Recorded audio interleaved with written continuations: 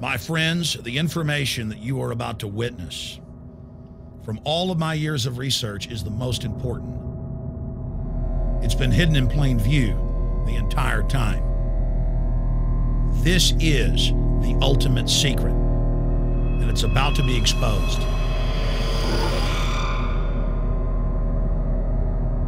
I have hundreds of government documents, textbooks, white papers, where for over 80 years, the elite of the Western world have talked about adulterating food and water to sicken and sterilize the population for the purpose of eugenics.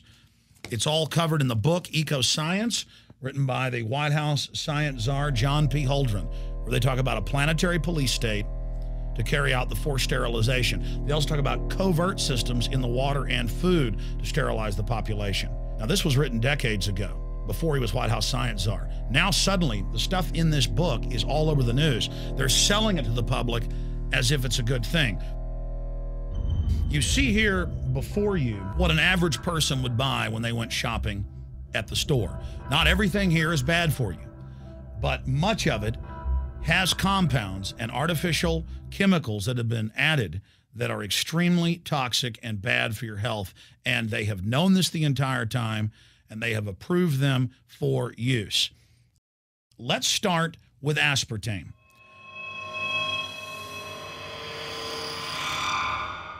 You cannot go to the grocery store now and buy any type of even regular sugar gum that hasn't had aspartame added to it. In the 1970s, Searle tried to get it approved, and they couldn't. It took them 3 separate times because in their own studies with monkeys, large portions of them that were fed it died and contracted cancer. Now we have mainstream news articles, and the EU has done a major study finding lower birth weights, early birth, and yes, miscarriages from women that drink aspartame-laden soft drinks like Coke Zero. What is aspartame? It is the fecal matter of the E. coli bacteria. They took it and genetically engineered it. They can feed it toxic waste, and then it defecates aspartame. And it has so many bad health effects, it's just unspeakable.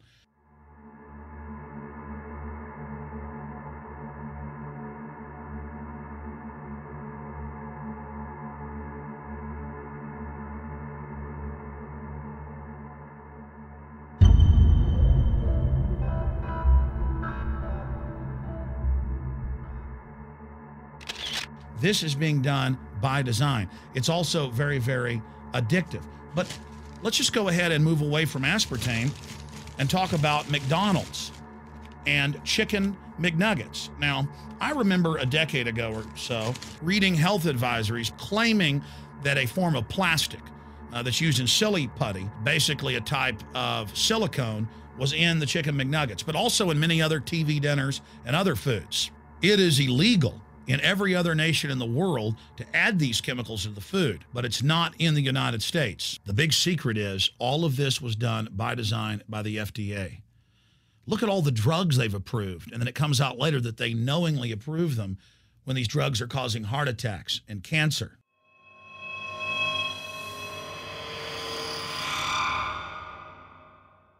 In the Nuremberg trials, it came out that the Nazis were adding sodium fluoride to the water supply in the labor camps and death camps to make the population more docile and controllable. There had been hundreds of university studies before Hitler even came to power. This is a form of forced medication. They admit that 1 part per million of sodium fluoride more than doubles the chance of bone cancer in boys and men. As the public became educated in the last few decades, the government and industry's response was to not just put it in water, but to start adding it to thousands of products like children's water that's mixed with their formula or with their cereal.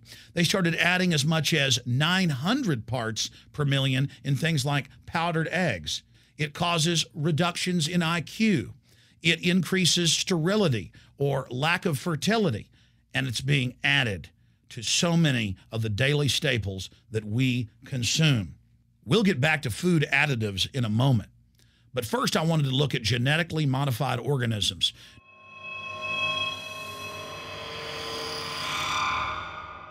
Did you know for many years the American people have been eating cloned beef and pork, and now they're expanding out into other forms of meat? Let's look at salmon first. Major university studies conclusively have proven that the type of genetically modified salmon that is actually a cross species, they've mixed other animal genes in with it, that when this fish is introduced with wild natural salmon, within 40 generations, all of the natural salmon are extinct. And the FDA approved this. And they're going to allow it to be released into the wild that isn't even a salmon. It is a cross-species chimera. It is a mixture like something out of the island of Dr. Moreau, something out of a nightmare.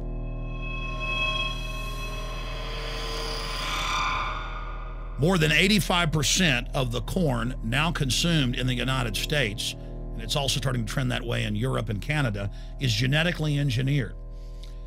It grows its own pesticide within the corn kernels so that insects won't eat it.